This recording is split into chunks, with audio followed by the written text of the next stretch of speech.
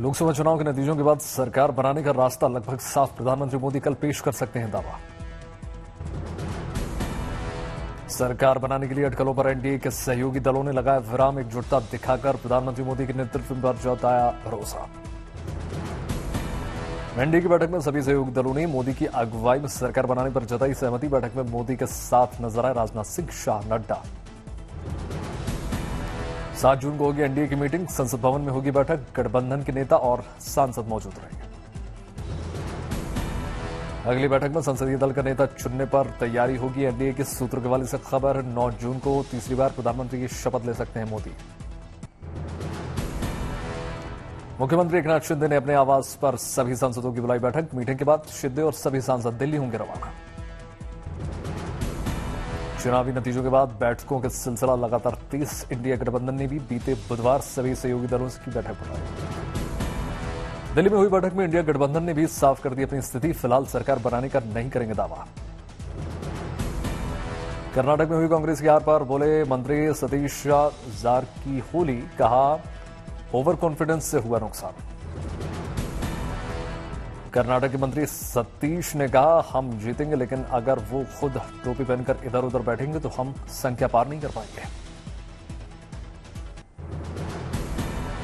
JP Nadda के घर BJP के वरिष्ठ नेताओं की बैठक। गृह मंत्री अमित शाह, रक्षा मंत्री राजनाथ सिंह और पार्टी के बीजेपी संगठन मंत्री बीएल संतोष समेत अन्य वरिष्ठ नेता शामिल हुए।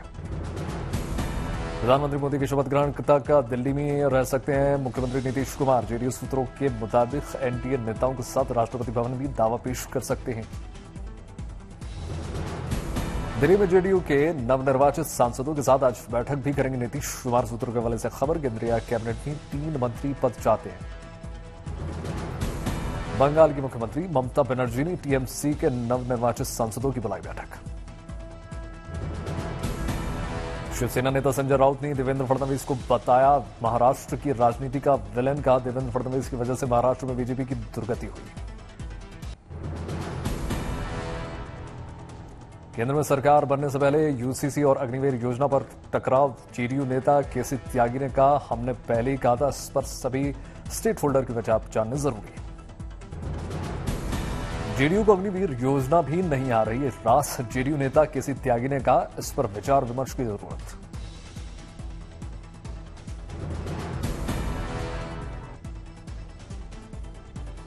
डिफरेंट पॉलिटिकल पार्टीज हैं, सबके साथ मिलकर के विचार विमर्श करके कोई यूनिफाइड फॉर्म निकालना चाहिए। एक देश एक चुनाव पर जेडीयू बीजेपी के साथ कैबिनेट में महत्वपूर्ण मंत्रालयों की जताई मंशा। अटल सरकार में हम निभा चुके हैं बेहतर भूमिका। महाराष्ट्र में नतीजे के बाद संकट में अजीत पवार। एनसीपी विधायकों की बुलाई बैठक। सूत्रों के हवाले से खबर। 10-15 शरद पवार पे संपर्क। महाराष्ट्र में कांग्रेस नेता विजय वादेन तिवारी का बड़ा बयान। कहा नागपुर में बीजेपी में अंदरूनी कलह की चर्चा। कांग्रेस नेता विजय वादेन तिवारी ने कहा बीजेपी में नाराज गुट सक्रिय हुआ। ऐसा है कि भारतीय जनता पक्ष में कुछ नाराज गुट है, वो कुछ सक्रिय हुआ है और कुछ चल रहा है और मोदी और शाह को सत्ता के बाहर रखने के लिए। उत्तर प्रदेश में चुनाव में हुई हार को लेकर बोले मंत्री संजय निषाद। कहा कुछ लोगों ने दिखाई सक्रियता नहीं इसलिए हार गए। मंत्री संजय निषाद ने प्रत्याशियों पर भी लगाया हार का आरोप। कहा कुछ प्रत्याशियों को लगा कि जीत की ही हो रही है इसलिए सुस्त हो गए, इसलिए हम हार गए। दिल्ली में बीजेपी सरकार का रणनीतिक मंथन के बीच उत्तर प्रदेश के मुख्यमंत्री योगी आदित्यनाथ ने अफसरों की समीक्षा बैठक बुलाई। उत्तर प्रदेश की योगी सरकार के से शिवपाल यादव ने मांगा इस्तीफा। का लोकसभा चुनावों के नतीजे देखकर जनता को समझे इशारा और नैतिक आधार पर छोड़ दें सत्ता। शिवपाल यादव ने दिया दावा आज अगर उत्तर प्रदेश में हो विधानसभा चुनाव तो अखिलेश के नेतृत्व में समाजवादी पार्टी की बनेगी सरकार। कांग्रेस नेता प्रमोद तिवारी ने प्रधानमंत्री मोदी पर साधा निशाना। का चुनाव मोदी के नाम पर हुआ था और वो चुनाव हार गए। कांग्रेस नेता प्रमोद तिवारी ने कहा हम चाहते हैं कि राहुल गांधी सदन में विपक्ष के नेता बने रहें। गुरुग्राम से लोकसभा चुनाव जीतने के बाद बोले बीजेपी नेता राव इंद्रजीत। कहा चुनाव के वक्त राज्य सरकार ने गुरुग्राम में 10-10 घंटे की बिजली कटौती की।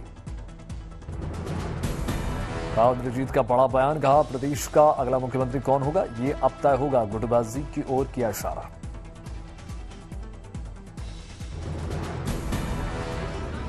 देहात के अंदर हमारे खुद के वर्कर नहीं होते, देहात के अंदर हमारे पास 3-4 लाख खुद की नहीं होती तो ये इलेक्शन में हार गया था। राव इंद्रजीत ने प्रधानमंत्री मोदी के अब की बार 400 पार के नारे पर भी बेबाक बयान दिया। कहा मीडिया वाले मुझसे इस पर सवाल पूछते थे, मैं चुप रहता था। आज के दिन देखो लोकसभा का चुनाव, सब कहते 400 पार 400 पार 400 पार, और मेरे से ये पूछे थे टीवी वाले, अब मैं कहती हूँ जो भगवान भरोसे होगा वो होगा भैया। मेरे से मैं झूठ कैसे बोल दूं कि मेरा दिल ही नहीं मान रहा कि 400 पार जाएंगे। भारतीय शिक्षा संस्थानों से जुड़ी शानदार न्यूज, क्यूएस टॉप 150 रैंक में आईआईटी बॉम्बे और आईआईटी दिल्ली शामिल। लखनऊ के आयुष नौगरिया और आर्यन यादव ने किया कमाल, नीट की कठिन परीक्षा में हासिल किए 720 में से 720 नंबर।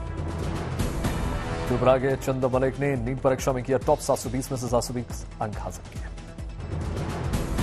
सीकर के देवेश जोशी ने 720 में से 720 अंक के साथ नीट में ऑल इंडिया टॉप किया। भारतीय फुटबॉल टीम ने कोलकाता में जमकर किया अभ्यास, आखिरी बार भारत की अगुवाई करने उतरेंगे सुनील छेत्री। आज देश के हिस्सों में वट सावित्री व्रत का उत्साह, महिलाओं ने पति की लंबी आयु के लिए रखी पूजा अर्चना। प्रयागराज में वट सावित्री को लेकर संगम पर उमड़ा आस्था का जनसैलाब, बड़ी संख्या में महिलाओं ने लगाई आस्था की पवित्र डुबकी। अमृतसर के स्वर्ण मंदिर पहुंचे पंजाब के मंत्री कुलदीप धालीवाल, मंदिर में अरदास की। उदयपुर जेल में कैदी बना रहे कूलर, बाजारों में बढ़ी डिमांड। मध्य प्रदेश के रायसेन में जल गंगा संवर्धन अभियान का शुभारंभ, मध्य प्रदेश के मुख्यमंत्री मोहन यादव शामिल हुए। दिल्ली में वायु गुणवत्ता निगरानी प्रणाली का शुभारंभ, पीआई ऐप के जरिए हो रहा है लॉन्च।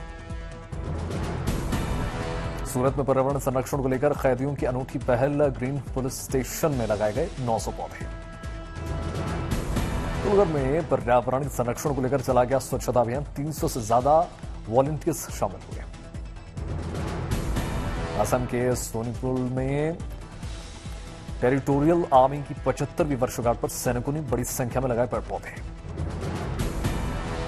तिरुनेलवेली में जिला कलेक्टर केपी ने खेती के लिए डैम का किया शुभारंभ।